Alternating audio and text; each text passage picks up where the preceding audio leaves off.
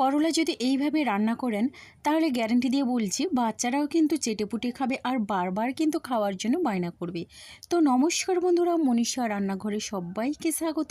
প্রতিদিনের মতো চলে এলাম আবারও একটা রেসিপি নিয়ে। আশা করি আপনাদের ভীষণ ভালো লাগবে। তো আজ আমি আপনাদের সাথে শেয়ার করছি করলার ঝাল। করলা যদি এই পদ্ধতিতে রান্না করেন তাহলে দেখবেন তিতো কিন্তু একেবারেই লাগবে না। তো চলুন রেসিপিটা শুরু করি আর দেখে নেওয়া যাক এই রেসিপির জন্য আমার কি কি উপকরণ লাগে। তো করলার এই রেসিপির জন্য এখানে নিয়েছি করলা বা উচ্ছে। এখানে কিন্তু 250 গ্রাম করলা বা উচ্ছে আছে। আর এই করলাগুলো আগের থেকে কিন্তু আমি বেশ ভালোভাবে ধুয়ে নিয়েছিলাম। এখন আমি কেটে নেব করলাগুলো। তো এখানে আমি ছুরি দিয়ে কেটে নিচ্ছি। দেখুন এইভাবে কিন্তু গোল গোল চাকা চাকা করে কেটে নিতে হবে। করলার শেপটা কিন্তু আপনারা যে কোনো শেপে কেটে নিতে পারেন। তো দেখুন এইভাবে করে সমস্ত করলাগুলো কেটে নেব। আজকে এই পদ্ধতিতে আমি যে রান্না করব আপনারাও চেষ্টা করবেন এইভাবেই রান্না করতে। তাহলে দেখবেন বন্ধুরা করলার তিতা ভাবটা কিন্তু অনেকটা কেটে যায়। খুবই সহজ সরল একটা রেসিপি, যে একবার দেখবে সে কিন্তু খুব সহজেই বানিয়ে নিতে পারবে। তো দেখুন আমি কিন্তু এখানে ছোট ছোট সাইজের করলা বা উচ্ছে নিয়েছি। আপনারা চাইলে কিন্তু বড় সাইজেরও নিতে পারেন, সেক্ষেত্রে কোনো অসুবিধা নেই। তো দেখুন একই রকমভাবে এখানে কিন্তু আমি সমস্ত করলা বা উচ্ছেগুলো কেটে নিচ্ছি। এখন আমি এই করলাগুলোকে একটা প্লেটের মধ্যে তুলে নিলাম। দেখুন সমস্ত করলা এইভাবে কেটে নিয়েছি। আর করলার মধ্যে যে দানাগুলো আছে সেগুলো কিন্তু আমি ফেলে দিইনি। আপনাদের যদি অসুবিধা থাকে তাহলে ফেলে দিতে পারেন। দানাগুলো কিন্তু বেশি শক্ত নেই, নরম দানা। এবারে এখানে আমি একটা বোলের মধ্যে দিয়ে দেবো কিছুটা পরিমাণে জল। আর জল দিয়ে কিন্তু আমি করলাটাকে এখানে ভিজিয়ে রাখবো কিছু সময় ধরে। তো দেখুন জলটা দিয়ে এখানে আমি দিয়ে দিচ্ছি করলাগুলো। সমস্ত করলা আমি দিয়ে দিচ্ছি। আর এই করলাগুলো জলের মধ্যে ফেলে রেখে এখন আমি এখানে দিয়ে দিচ্ছি খুবই সামান্য পরিমাণে হলুদের গুঁড়ো। তো দেখুন 1 চিমটের মতো এখানে হলুদের গুঁড়ো দিলাম। আর সেই সাথে দিয়ে দিচ্ছি এখানে লবণ 1/2 চামচের মতো। এবারে লবণ আর হলুদের গুঁড়ো দিয়ে বেশ ভালোভাবে এখানে মিশিয়ে নেব। এইভাবে করলা এখানে 10 থেকে 15 মিনিটের মতো ভিজিয়ে রেখে দিতে হবে এই জলের মধ্যে। আপনাদের হাতে সময় থাকলে আপনারা কিন্তু আধা ঘন্টা বা 1 ঘন্টাও ভিজিয়ে রাখতে পারেন। এতে করে কিন্তু করলার তিতাভাবটা অনেকটা কমে যায়। এবারে দেখুন এখানে একটা মশলা করে নেব। তো মশলার জন্য একটা বাটির মধ্যে নিয়ে নিলাম আদা, আর নিয়ে নিচ্ছি এখানে 7টা কাঁচা লঙ্কা, আর সেই সাথে নিয়ে নিচ্ছি একটা ছোটো সাইজের টমেটো। আর টমেটো এইভাবে কেটে নিয়েছি। তো বন্ধুরা এবারে এখানে নিয়েছি কাজু। তো খুবই সামান্য পরিমাণে ভাঙা কাজু আমি দিয়ে দিলাম। তো কাজু বাদাম দেওয়ার পরে এখানে দিয়ে দিচ্ছি আমি 1 চামচের মতো সাদা তিল। এবারে এখানে আমি দিয়ে দিচ্ছি পোস্ত 1 চামচ। সম্পূর্ণ নিরামিষভাবে কিন্তু আমি এটা তৈরি করব। এবারে এখানে অল্প পরিমাণে জল দিয়ে মশলাটা আমি বেটে নেব। বন্ধুরা এই মশলা দিয়ে একবার হলেও করলা বা উচ্ছে রান্না করে দেখবেন, ভীষণই টেস্টি হয় খেতে। মশলাটা কিন্তু আমার রেডি হয়ে গেছে।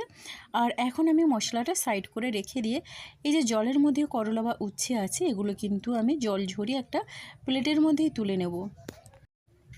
আর এই জলটা কিন্তু অনেকটা পরিমাণে তেতো হয়ে যায়।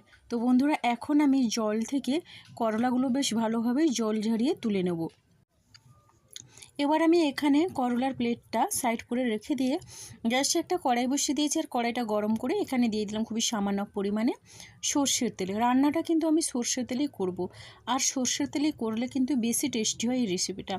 এখন তেলটা বেশ ভালোভাবে গরম করে নেওয়ার পরে এখানে আমি দিয়ে দিচ্ছি করলা। করলা দিয়ে বেশ ভালোভাবেই নাড়াচাড়া করে নেব।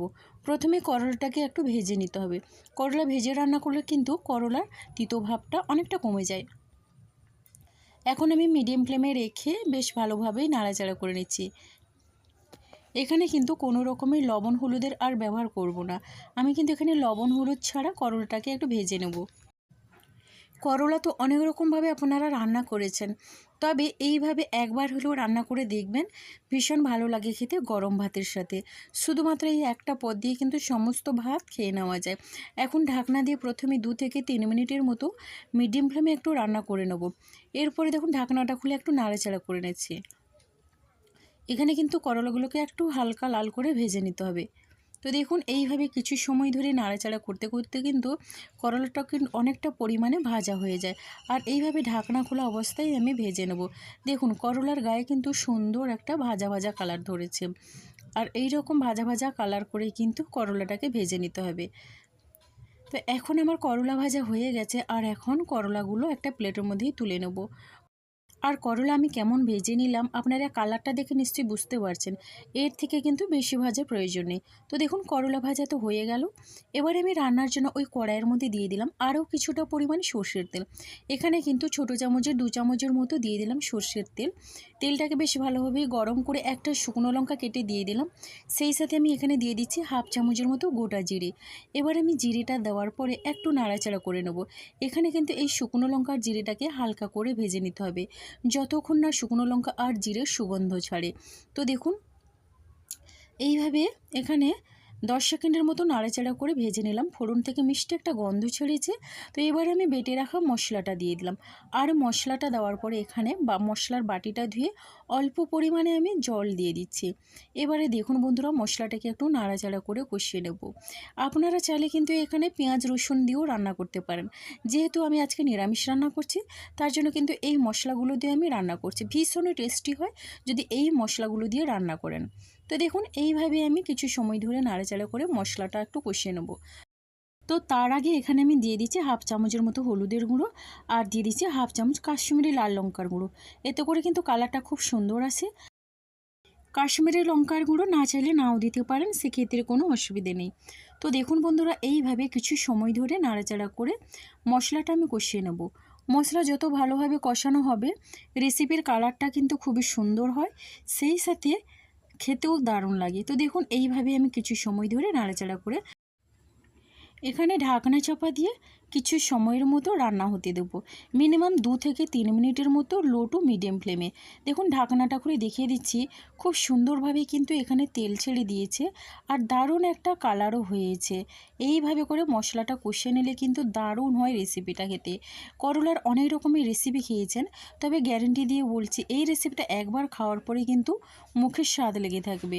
তো দেখুন মশলাটা খুব সুন্দরভাবে এখানে কষানো হয়ে গেছে। আর এখন আমি এখানে আগের থেকে ভেজে রাখা করলা বা উচ্ছে দিয়ে দিচ্ছি। দিয়ে বেশ ভালোভাবে কিন্তু মিশিয়ে নেব। রান্নাটা কিন্তু ঝটপট হয়ে যায় মাত্র কয়েক মিনিটের মধ্যে।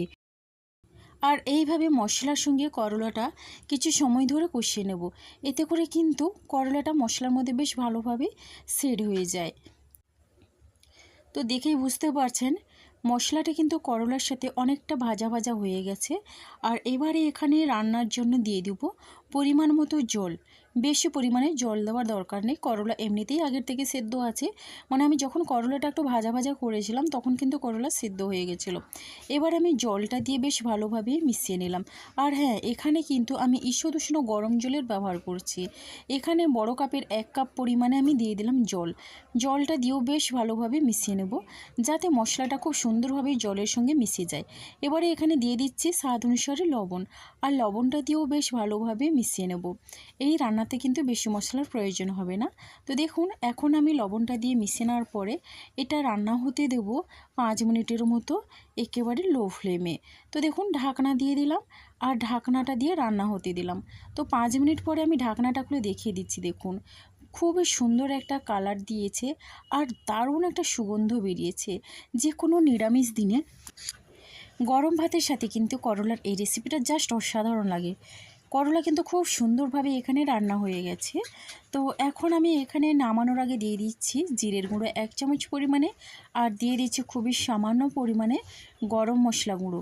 এখন খুব সুন্দরভাবে কিন্তু এই মশলাগুলো আমি মিশিয়ে নেব। এই মশলা দেওয়ার পরে কিন্তু আরও সুন্দর একটা মিষ্টি গন্ধ ছেড়েছে।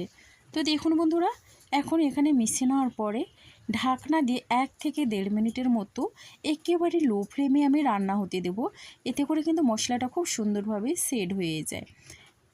তো এবারে আমি এটা পরিবেশন করে নেব। কতটা লোভনীয় হয়েছে দেখেই বুঝতে পারছেন। 5 মিনিট স্ট্যান্ডিং টাইমের জন্য রেখে দেবো, গ্যাসটা বন্ধ করে তারপরে পরিবেশন করে নিচ্ছি। তো দেখলেন তো ঝটপট কিন্তু তৈরি হয়ে গেল করলার এই লোভনীয় রেসিপি। অনেকেই কিন্তু তেতোর কারণে করলা খেতে অপছন্দ করেন, এই পদ্ধতিটাতে একবার হলেও ট্রাই করে দেখতে পারেন। তো বন্ধুরা করলার রেসিপিটা ভালো লাগলে অবশ্যই আপনারা বন্ধুবান্ধবের মধ্যে বেশি বেশি করে শেয়ার করে দেবেন। তাহলে আজকের রেসিপিটা আমার এই পর্যন্ত, আর আগামীকাল আসবো আবারও একটা নতুন রেসিপি নিয়ে। আপনারা সবাই সুস্থ থাকুন, ভালো থাকুন। অসংখ্য ধন্যবাদ আর অনেক অনেক ভালোবাসা রইল আমার সোনা বন্ধুদের জন্য। তাহলে বন্ধুরা আজকের মতো সবাইকে টাটা।